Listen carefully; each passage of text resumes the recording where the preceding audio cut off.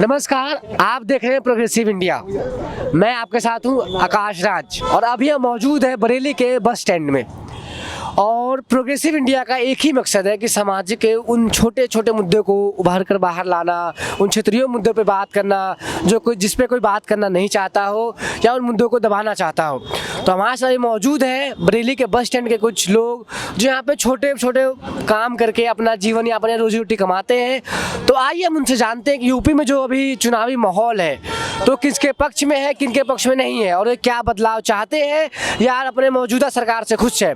तो आप बताइए, आप जो अभी मौजूदा हालात है, जो भी विधायक है अभी यहाँ के, तो उनसे खुश हैं आप? उन्होंने काम किया है? विधायक से तो खुश नहीं है, ना ही सांसद से खुश है। ना ही विधायक आते हैं ना सांसद आते हैं। यहाँ के सांसद यहाँ के 35 साल से सांसद बनते आ रहे हैं। संतोष कुमार गंगवार लगातार कंटिन्यू, केवल एक बार हारे प्रवीण सिंह ऐरन जी से। इसके अलावा आज तक कोई विकास नाम की चीज़ नहीं की उन्होंने। और सैटेलाइट देख लीजिए आप, कितना गंदा है यहाँ पर। ना ही टेम्पो स्टैंड है, एक सब लोगों की टेम्पो स्टैंड बने जिससे कि अपने ऑटो को खड़ा कर सकें यहाँ पर। ऐसा भी कुछ नहीं होता यहाँ पर।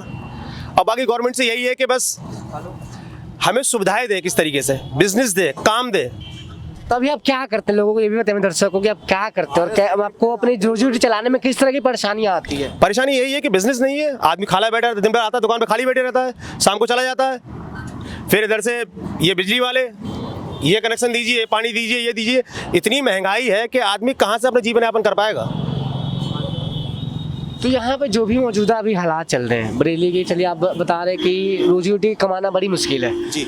और बेरोजगारी एक यूपी का ही नहीं पूरे देश का मुद्दा है। और ये बहुत मतलब भारी मात्रा में मुद्दा है। नौजवान हो या जो पहले अच्छे काम करते थे उनकी नौकरियां नहीं है, अभी दर दर की भटक रहे हैं। तो इससे रोजगार को लेकर क्या सरकार को कहेंगे? रोजगार की क्या व्यवस्था करना चाहिए? तो रोजगार व्यवस्था तो गवर्नमेंट ही करे। कुछ फैक्ट्रीज लगाए बरेली में, अच्छी फैक्ट्रीज लगाए जिससे कि व्यवस्था हो, बिजनेस आए। जो गरीब लोग काम नहीं कर पाते वो काम करे। ना ही फैक्ट्री लगाती है बरेली में। केवल केवल केवल और केवल ढकोसलेबाजी है, सिर्फ ढकोसलेबाजी है। बाकी गवर्नमेंट ढकोसलेबाजी के अलावा कुछ नहीं करती है। अभी तक की तो यहाँ से जितने भी सांसद हुए हैं, जितने भी विधायक हुए हैं, ना ही कहीं फैक्ट्रीज के बारे सिर्फ अपने बारे में सोचते हैं, इसके अलावा कुछ नहीं करते हैं। तो बीजेपी तो अभी मौजूदा हर जगह यही कह रही है कि हमने सारे काम किए हैं, लोगों को रोजगार दिए भर भर के, सुरक्षा व्यवस्था सही है, किसी को कोई दिक्कत नहीं है, सब लोग खुश है। तो क्या वो बातें सही में मतलब ढोंग कर रहे हैं कि बातों का? आपको नौकरी मिली? हम तो काम कर ही रहे, हम तो कहीं नहीं काम कर। आपके पड़ोस में नौकरी किसी को मिली? हमें तो बहुत ऐसे दोस्त हैं जिसको नौकरी नहीं, अच्छे खासे पढ़े लिखे नौकरी। भाई मेरे ना पड़ोस में दोस्त नौकरी मिली है, ना ही मेरे बाहर नौकरी मिली है। क्योंकि मैं भी आपको क्या बताऊं, मैं भी बिजनेस कर रहा हूँ। एजुकेशन करने के बाद खाली बैठे हुए हैं। ऐसे तो मैं भी कह सकता हूँ नौकरी बांट सकता हूँ, पर नहीं मिलती नौकरी। कहाँ तक पढ़ाई किया? मैंने इंटर किया हुआ है। अच्छा, इंटर के बाद आपने पढ़ाई छोड़ दी? जी, मजबूरी है पढ़ाई कर छोड़ना। तो अभी क्या बदलाव चाहते हो? जो अभी मौजूद, क्योंकि चुनाव जो है वो बहुत अच्छा अवसर है, इसमें लोग चाहे तो अपने मत का उपयोग करके उस अपने से बेहतर प्रत्याशी को चुन सकते हैं, उम्मीदवार को चुन सकते हैं जो उन्हें लगे कि नहीं हमारे क्षेत्र से जुड़े हुए हैं, हमसे विकास का बात करेंगे, हमारी जो भी समस्याएं उनका समाधान करेंगे। तो किसके पक्ष में आप बात मतलब है? पक्ष तो मैं किससे क्या कहूँ? वोट तो देंगे ना? हाँ, वोट तो देना है। तो आप कुछ बनाए कि हाँ लगता होगा पार्टी सही है, ये काम करेगी? मैं सिर्फ केजरीवाल का समर्थक हूँ। अच्छा। हाँ, सिर्फ क्योंकि वो व्यक्ति कुछ दे रहा है जनता के लिए। लोग चूतिया कहते हैं, कुछ भी कहें, वो फिलहाल दे रहा है जनता के लिए, पब्लिक को खुश रखता है। बाकी किसी समर्थक नहीं हूँ मैं। अच्छा, आप बताइए, आप क्या करते हैं? चाचा ऑटो चलाता हूँ। क्या चलाते हैं? ऑटो चलाता हूँ। तो आपको कोई क्या ऑटो चलाने में किस प्रकार की दिक्कतें आती है, या फिर सवारी वगैरह क्या है आपका, बताइए। सवारी क्या है, यहाँ काम दाम बहुत कम मद्दा चल रहा है। बहुत मंदा चल रहा है? बहुत मद्दा चल रहा है। रोजी रोटी परिवार चाहे तो बड़ी दिक्कत होती है। बहुत दिक्कत होती है। समझे? क्या बदलाव चाहते हैं इस बार आप? अरे कारोबार यहाँ से बढ़े, फैक्ट्री लगे, और बच्चे पढ़े लिखे हमारे, उनकी नौकरी लगे। तो चीजें तो महंगी भी। जब हमने कनेक्शन लिया तो 99 रुपये का था, आज समझे 1000 रुपये का कनेक्शन मिल रहा है, सिलेंडर मिल रहा है। कहाँ से लेके आए? CNG gas tempo. और सीएनजी पर समझे 72 रुपये हो गई। अब 43 रुपये किलो थी पहले, 26 रुपये 27 रुपये थी पहले, समझे। आज 72 रुपये हो गई आज। और किराया वही है 10 रुपये। यानी कि आपका कहना है कि सीएनजी की दाम लगातार बढ़ाई जा रही है, लेकिन जो आपकी कमाई उसमें कमी आती जा रही है। तो आप मतलब माने कोई इंसान अगर कोई चीज़ पैसा बिजनेस में लगाएगा, उसको मुनाफा ना में तो काम तो नहीं करेगा।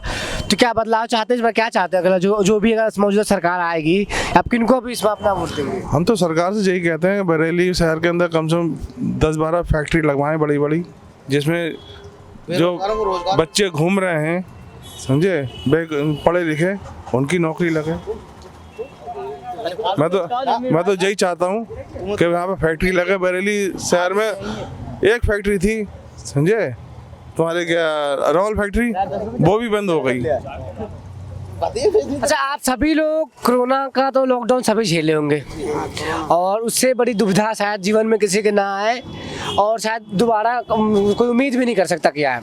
तो आप लोग जो ऑटो चला रहे थे, छोटे मोटे काम करते, तो आपको सरकार की तरफ से कुछ मदद मिली है? ऐसा कुछ नहीं मिला। ऐसा कुछ नहीं मिला सरकार तरफ से, हमारी तरफ से। ऑटो वाले के लिए कुछ मिला ही नहीं आज तक। ऑटो वाले तो सरकार को दिखते हैं, ऑटो वाले बहुत जो है रईस हैं यहाँ पे। वो तो कह रहे हैं राशन दी सबको, पैसे वैसे, और ऊपर से ऑटो वालों को छेड़ा गया है, ऊपर से चालान करे गए हैं, इतने महंगे महंगे चालान करे गए हैं जो आज तक जो है कभी भी जो है जीवन में सोच नहीं सकता आदमी का।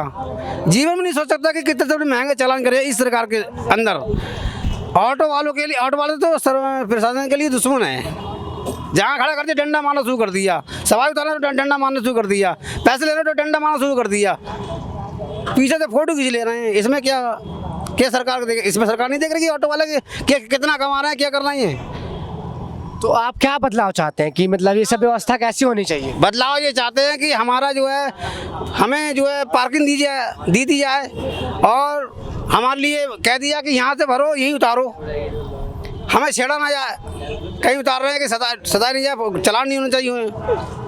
हम उस चीज़ को हम कम से कम जैसे देखें कि हाँ हमारा पार्किंग ये है तो हम यहीं रोकेंगे, सवारी हम आगे लेके नहीं जाएंगे, तो हम अपने स्टॉप पर उतारेंगे। स्टैंड हो, ऑटो स्टैंड हो, हर जगह बना दी जाए, हम उसी पे अलमर रहेंगे उसमें। रिक्शा के लिए अच्छा, बरेली के भी जो मौजूदा स्थिति है और जो हालात हैं, आपको क्या लगता है बरेली में कौन कौन सी चीज़ें ऐसी है जो नहीं हो पाई और जो होनी चाहिए अभी के दौर में बहुत जरूरी है? सबसे बड़ी चीज़ है, बरेली में कोई फैक्ट्रीज नहीं है बड़ी, अच्छा, जिससे कि व्यापार बढ़े। बेरोजगार ज़्यादा है आदमी, हर व्यक्ति ज़्यादातर ऑटो चलाता है। मजबूरी क्या है उसकी, व्यापारी नहीं है तो क्या करेगा आदमी, कुछ तो करेगा, रोटी खाना, जीवन यापन करना है उसे। तो वही चीज़ है कि फैक्ट्रीज नहीं है कोई, यहाँ पर कोई व्यापार नाम की चीज़ नहीं है, कुछ भी व्यापार नाम की कोई चीज़ नहीं है। मेन बात यही है। तो आदमी सोचे, गवर्नमेंट है हमारी, सोचे कि व्यापार बढ़ाए हमारे यहाँ पर, जिससे कि हम लोगों को काम मिले। अब जैसे कि ऑटो वाले हैं, जैसे बोल रहे हैं कि डंडे मिलते हैं, यहाँ के टीआई टट के डंडे मारते हैं ऑटो वाले के, खड़ा हुआ है फिर डंडा मार दिया उसके। यही तरीका गलत थोड़ा ना, गलत ही तरीका है इसका। और गवर्नमेंट तो सीना ठोकती है, हम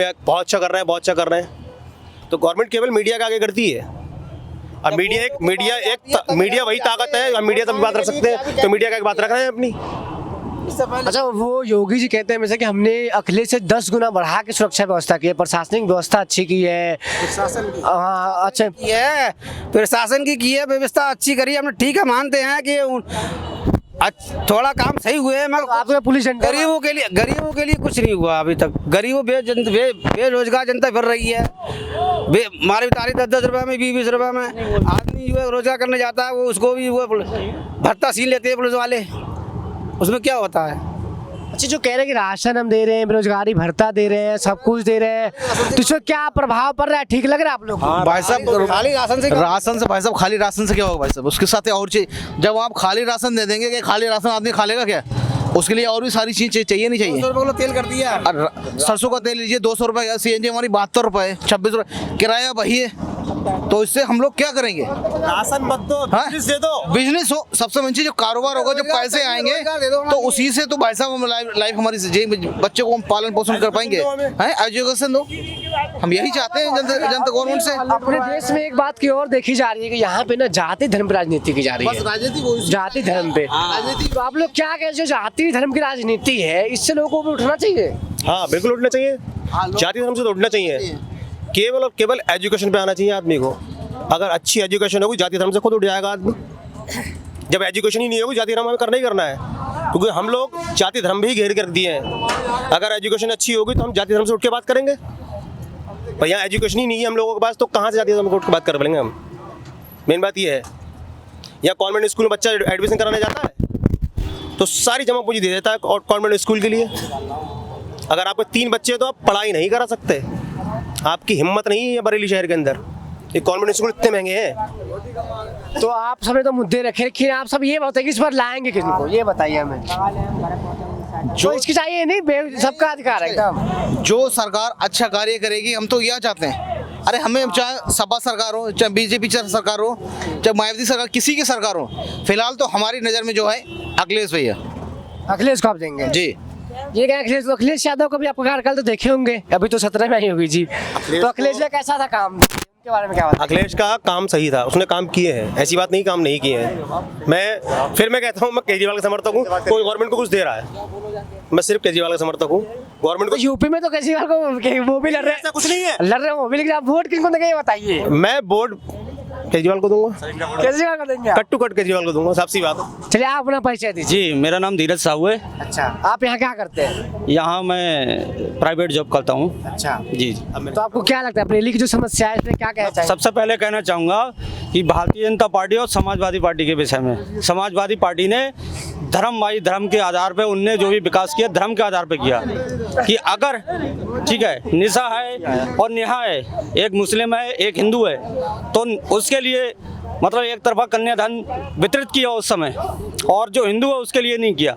ऐसा कुछ नहीं, भारतीय जनता पार्टी में ऐसा कुछ नहीं, एक समान सबको, चाहे हिंदू हो मुस्लिम हो कोई बिरादर हो, एक समान उनने सबको गल्ला दिया, वितरित किया, और जो भी कार्य किया विकास किया सबको एक समान।